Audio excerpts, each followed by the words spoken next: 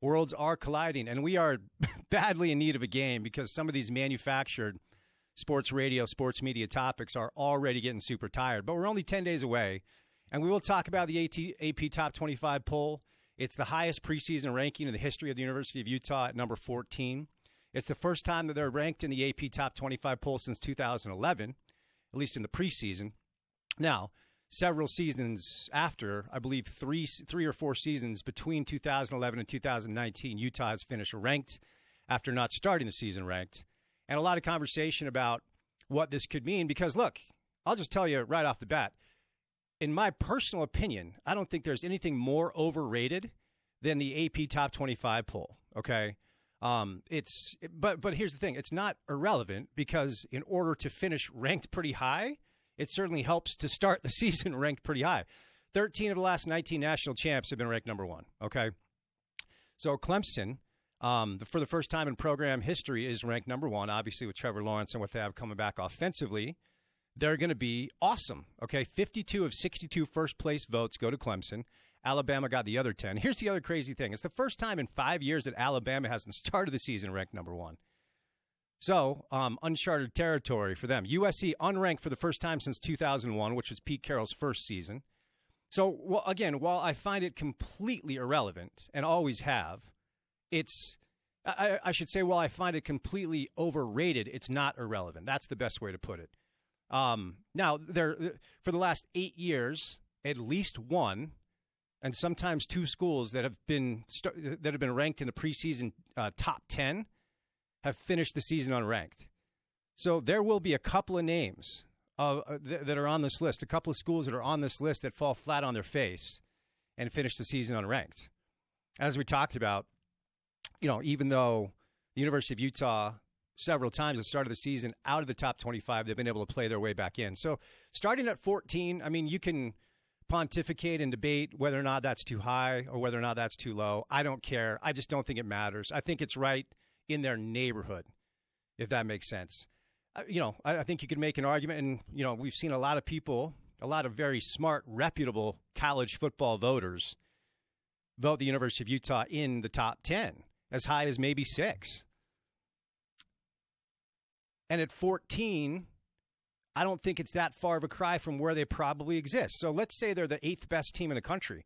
It's fine that they start ranked as 14 because they're going to have a chance to play up because so many of the schools in front of them will stub their toe. It happens every single year. Every single year. So it'll be interesting to watch some of these dynamics play themselves out. I'm just not the guy that sees the AP Top 25 poll and gets really, really upset. If it's another excuse, another reason for you to get mad online, then go get mad online. That's fine. But really, it doesn't mean all that much. And the fact that Utah is ranked in the top 15 of the AP Top 25 indicates that they are right where they need to be. Because, look, if you handle your business and you start the season ranked in a decent neighborhood, then you have an excellent chance to move up really quick because there will be upsets in the first couple of weeks that will allow Utah to move up if they handle their business. I guarantee Morgan Scalley, I guarantee Kyle Whittingham and those guys up there weren't setting their alarm on their phone to get the rankings when the top 25 was released. It's just, overall, it's somewhat an overrated element to what I think most players and coaches really care about. Now, some of it can be nice for window dressing. If you're Dabo Swinney, you're trying to compete and recruit up against Urban Meyer every year, and the fact that you can now walk in a living room and say, Alabama's not the big kid on the block anymore, it's us. We're the number one team. First time in program history. There's some talking points, there's some selling points, okay? And people do pay attention. Let's say somebody in Florida, a college football fan in Florida, sees the AP Top 25 and they go, oh, Utah's at 14? Oh, people are talking about them as a dark horse contender for the college football playoff. As Brett McMurphy put earlier on Bill's show, it's kind of funny, and this will tell you the state of the Pac-12. Utah is favored by most metrics to not just win the South, but win the whole thing. And they're also a dark horse candidate for the college football playoff. Like, you can't be the favorite to win the Pac-12 and then a dark horse to make the college football playoff. But look, Chances are, and look, if it's going to be Oregon probably has to get in with one loss, and maybe that loss is to Auburn. Like, if you're going to represent the Pac-12 in the college football playoff this year, I don't think you can suffer more than one loss. And even then, when you look at the strength, once again, with the SEC, and it's not just Bama, it's LSU, it's Georgia, or even some sleeper schools that a lot of people are talking about. Maybe the SEC is a little bit more deeper than it's been historically speaking. There's a legitimate chance that a 2-loss SEC team could get in over a 1-loss Pac-12 team. And that's just what we go with now. I mean, the selection committee is really all that matters.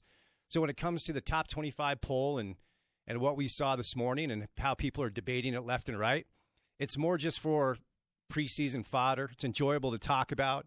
You know, if you're a Utah fan, you're texting your buddy who might be a BYU fan and say, we're ranked and you guys aren't or whatever. I thought Utah State might sneak in. We saw some people certainly pick Utah State as a top 25 team. It's fun to banter back and forth a little bit, but overall it's just not that irrelevant. My favorite people today are the ones that are mad online because of an arbitrary ranking. I don't get it. Like, find something else to do. There's nothing to be mad about, especially if you're a Utah fan. You're a top 25 ranked team. You're a top 15 ranked team. And you can say we should be 7 or 8. Or, man, I can't believe these guys are keeping us out of the top 10. It doesn't matter. It really doesn't. You take care of business. You handle things on your end. You're going to be just fine.